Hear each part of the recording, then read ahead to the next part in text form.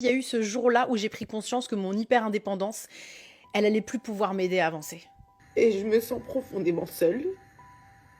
Les personnes qui s'occupent de moi ou qui me soutiennent physiquement, je veux dire.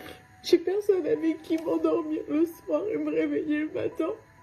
Ouais, c'est trop bien. T'as la solitude, t'apprends à découvrir, à t'aimer, c'est extraordinaire.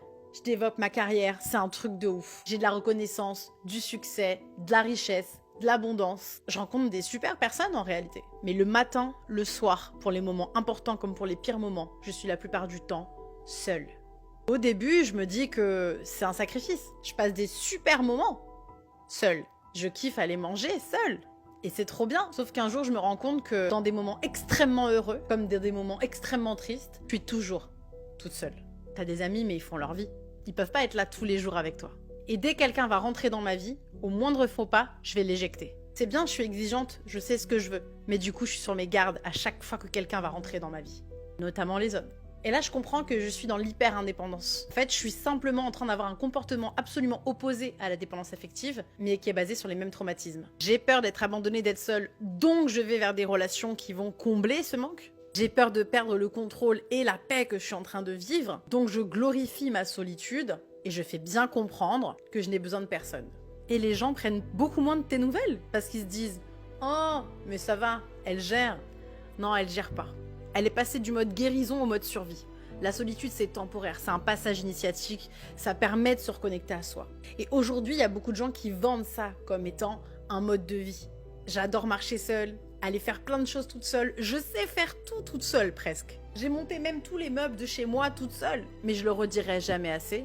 La seule chose dont on se souviendra à la fin, c'est de tous les moments qu'on aura partagés. Le partage, c'est ce qui va décupler l'amour qu'on est en train de créer. Alors si tu traverses la solitude, c'est super.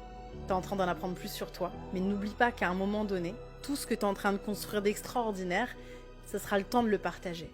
Avec quelqu'un qui saura te respecter, qui sera à la hauteur de tes attentes, qui sera dans tes standards élevés. Alors je sais que t'as peur qu'on te piétine le cœur, mais avoir peur d'ouvrir son cœur, c'est comme avoir peur de vivre parce que tu vas mourir. Bah ouais, on prend toujours des risques. Prends ce risque parce que partager, y a rien de plus beau, y a rien de plus fort. Terminer seul dans sa prison dorée de succès et d'argent pour soi, c'est parce que ta mamie ou ton papy intérieur, la version de toi dans quelques années, a envie de vivre.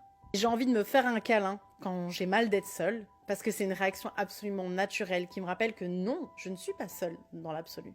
L'univers, Dieu, il y a une force qui est avec moi. Mais je dois me souvenir que je suis un être de partage, de connexion, et que l'amour et l'humanité ne doivent pas être un acte égoïste. Et le soir, j'adore m'endormir en me demandant ce que je me suis fait à moi de bien, mais aussi ce que j'ai pu partager.